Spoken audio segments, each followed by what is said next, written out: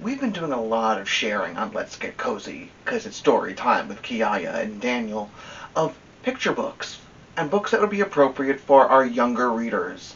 But we've been lacking in what we've been offering to some of our older readers, our adolescents and young adults. So every couple of days, in addition to the picture books that Kiyaya and I are going to continue to share, we're going to give you a selection, a tasting of different chapter books to help hook you into wanting to read them. And today, I have a very special chapter book that I want to start this with, and it's the Newbery Award-winning book, Maniac Magee by Jerry Spinelli. And I'd like to dedicate this to the thousands of students who passed through my classroom doors who either participated in read-alouds of this text or read it on their own as part of their educational journeys, because it was definitely one of my favorite books to teach. So, let's get cozy, because Kiyaya and I are now going to start sharing the first couple of chapters of Jerry Spinelli's Maniac Magee. Hi, my name is Daniel Carter, certified personal trainer through National Academy of Sports Medicine and certified nutrition coach through Precision Nutrition. So, we have your training program here, right? Now, what do we eat? The million-dollar question. We have protein, carbs, and fats. This is where I help you break it down. All the steps, all the coaching, right here on your phone. Add it to the top of your plan, and now you're good to go, step by step. Contact me, more information. Stories are such an important part of our lives. Join my friend Kiyaya and I for Get Cozy, because it's story time with Kiyaya and Daniel, where we share some of the greatest picture books and chapters from children's and young adult literature to inspire you to keep embedding literacy into your days.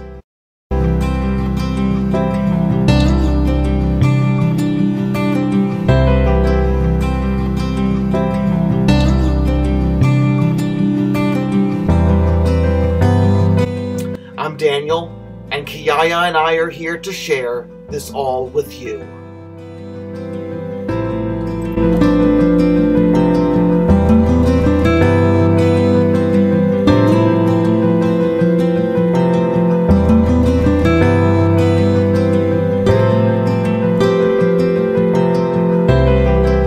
Before the story. They say Maniac Magee was born in a dump. They say his stomach was a cereal box and his heart a sofa spring. They say he kept an 8-inch cockroach on a leash and that rats stood guard over him while he slept. They say if you knew he was coming and you sprinkled salt on the ground and he ran over it, within 2 or 3 blocks he would be as slow as everyone else. They say. What's true? What's myth? It's hard to know. Finsterwald's gone now, yet even today you'll never find a kid sitting on the steps where he once lived. The Little League field was still there, and the bandshell. Cobble's Corner still stands at the corner of Hector and Birch, and if you ask the man standing behind the counter, he'll take out the clump of string from a drawer and let you see it. Grade school girls in 2 mills still jump rope and chant, "Maniac, maniac, he's so cool. Maniac, maniac, don't go to school. Runs all night, runs all right. Maniac, maniac, kissed a bull." And sometimes the girl holding one end of the rope is from the west side of Hector, and the girl on the other side is from the east side of Hector. And if you're looking for Maniac Magee's legacy or monument, that's as good as any, even if it wasn't really a bull. But that's okay, because the history of a kid is 1 part fact, 2 parts legend, and 3 parts snowball. And if you want to know what it was like back when Maniac Magee roamed these parts, well, just run your hand under your movie seat and be very, very careful not to let the facts get mixed up with the truth. Part 1. Chapter 1. Maniac Magee was not born in a dump. He was born in a house, a pretty ordinary house right across the river from here in Bridgeport. And he had regular parents, a mother and a father, but not for long. One day his parents left him with a sitter and took the P&W high-speed trolley into the city. On the way back home, they were on board when the P&W had its famous crash. When the motorman was drunk and took the high trestle over the Schuylkill River at 60 miles an hour, and the whole caboodle took a swan dive right into the water. And just like that, Maniac was an orphan. He was 3 years old. Of course, to be accurate, he wasn't really Maniac then. He was Jeffrey Lionel Magee. Little Jeffrey was shipped off to his nearest relatives, Aunt Dot and Uncle Dan. They lived in Hollidaysburg in the western part of Pennsylvania. Aunt Dot and Uncle Dan hated each other, but because they were strict Catholics, they wouldn't get a divorce. Around the time Jeffrey arrived, they stopped talking to one another. Then, they stopped sharing. Pretty soon, there were 2 of everything in the house. 2 bathrooms, 2 TVs, 2 refrigerators, 2 toasters. If it were possible, they would have had 2 Jeffreys. As it was, they split them up the best they could. For instance, he would eat dinner with Aunt Dot on Monday, with Uncle Dan on Tuesday, and so on. 8 years of that. Then came the night of the spring musicale at Jeffrey's school. He was in the chorus. There was only 1 show and 1 auditorium, so Aunt Dot and Uncle Dan were forced to share at least that much. Aunt Dot sat on one side, Uncle Dan on the other. Jeffrey probably started screaming from the start of the song, which was Talk to the Animals, but nobody knew it because he was drowned out by all the other voices. Then the music ended, and Jeffrey went right on screaming, his face bright red by now, his neck bulging. The music director faced the singers, frozen with his arms still raised. In the audience, faces began to change. There was a quick smatter of giggling by some, who figured the screaming kid was some part of the show, some funny animal maybe. Then the giggling stopped, and eyes started to shift, and heads started to turn, because now everybody could see that this was not part of the show at all. That little Jeffrey Magee wasn't supposed to be up there on the risers, pointing to his aunt and uncle, bellowing out from the midst of the chorus, "Talk! Will you talk? Just talk, talk, talk!" No one knew then, but it was the birth scream of a legend. And then when the running started, there were 3 springy steps down from the risers, girls in pastel dresses screaming, the music director lunging, a leap from the stage, out the side door, and into the starry, sweet, onion grass-smelling night. Never again to return to the house of the 2 toasters. Never again to return to school. Chapter 2. Everybody knows that Maniac Magee, then Jeffrey, started out in Hollidaysburg and wound up in 2 Mills. The question is, what took him so long? And what did he do along the way? Sure, 200 miles is a long way, especially on foot, but the year that it took him to cover it was about 51 weeks longer than he needed, figuring the way he could run, even then. The legend doesn't have the answer. That's why this period is known as the lost year. And another question, why did he stay here? Why 2 Mills? Of course, there's the obvious answer that sitting right across the Schuylkill is Bridgeport, where he was born. Yet there were other theories. Some say he just got tired of running.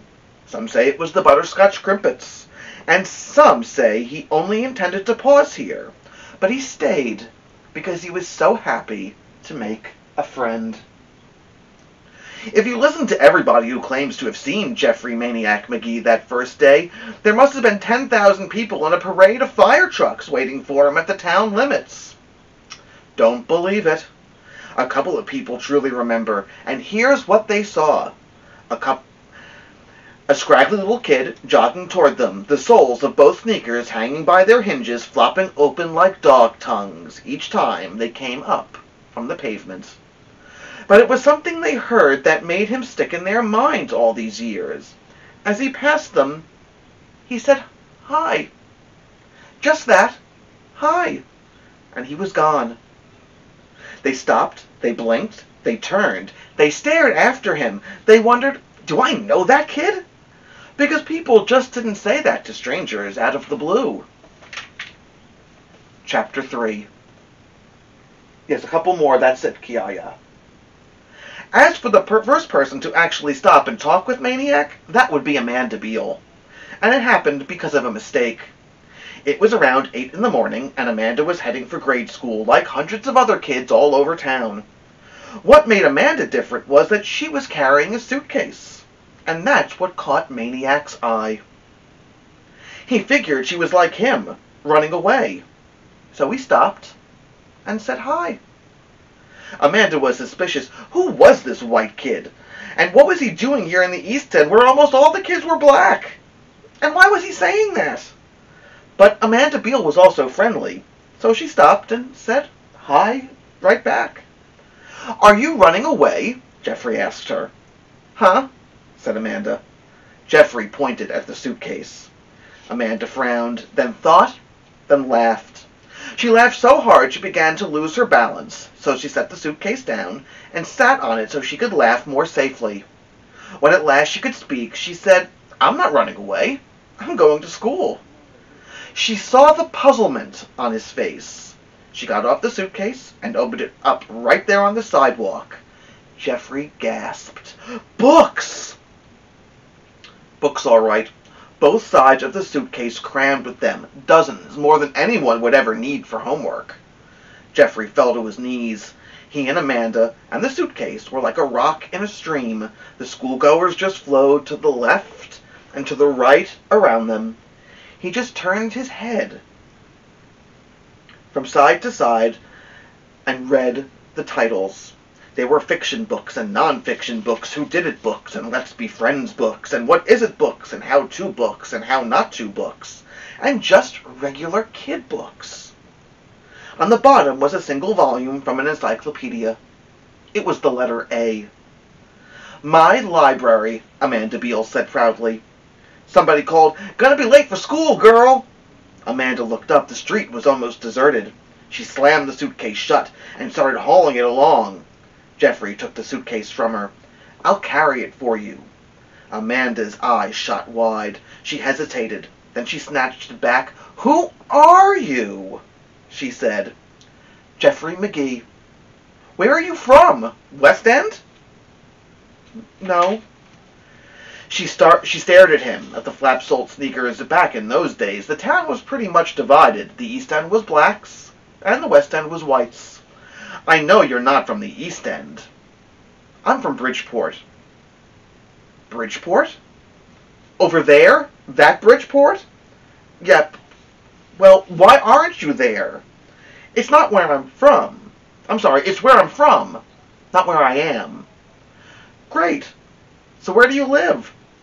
Jeffrey looked around. "I don't know. Maybe here?"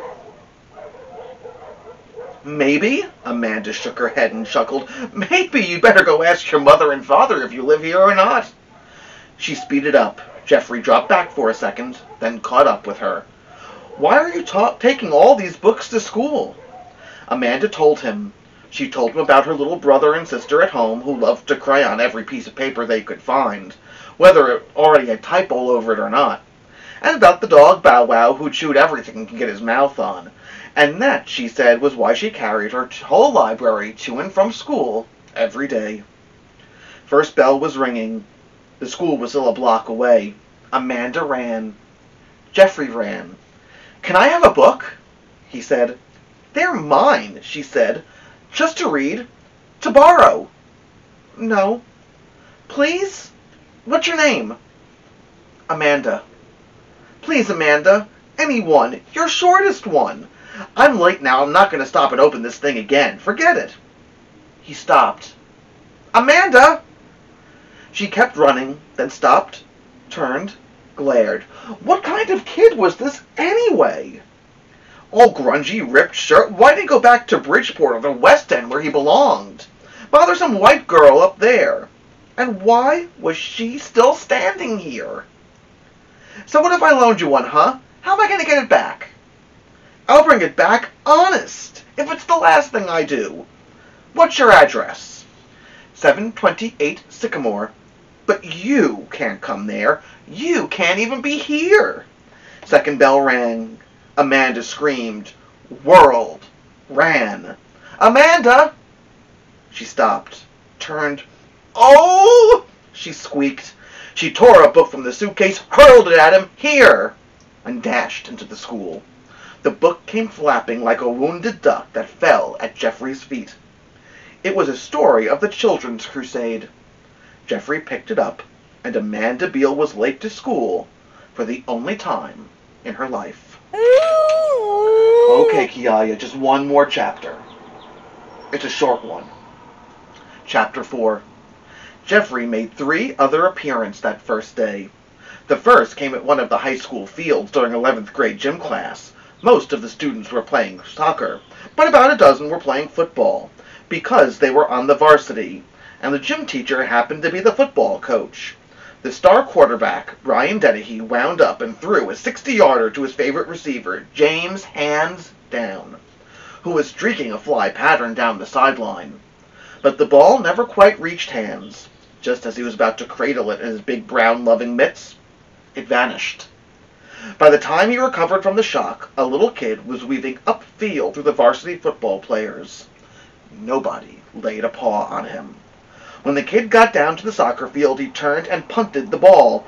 It sailed back over the up-looking gym classers, spiraling more perfectly than anything Ryan Dennehy had ever thrown, and landed in the outstretched hands of still stunned Hands Down. Then the kid ran off. There was another thing, something that all of them saw, but no one believed, until they compared notes after school that day. Up until the punt, the kid had done everything with one hand. He had to, because in his other hand was a book. We hope that we hooked you into reading more of Jerry Spinelli's Newbery Award-winning Maniac Magee. Purchase information is available on our website, www.stitchingwolfdesigns.com. Write to us. Post a message on our Facebook wall. What do you think of the reading, and what would you like to know more about? Are you interested in reading the book? Let us know. Keep us posted on how you're enjoying it. Let us know on our social media, at Stitching Wolf, on Facebook and Instagram. Until next time, Kiyaya and I will say goodbye, but we'll be back soon for another episode where we'll get cozy, 'cause it's story time with Kiyaya and Daniel.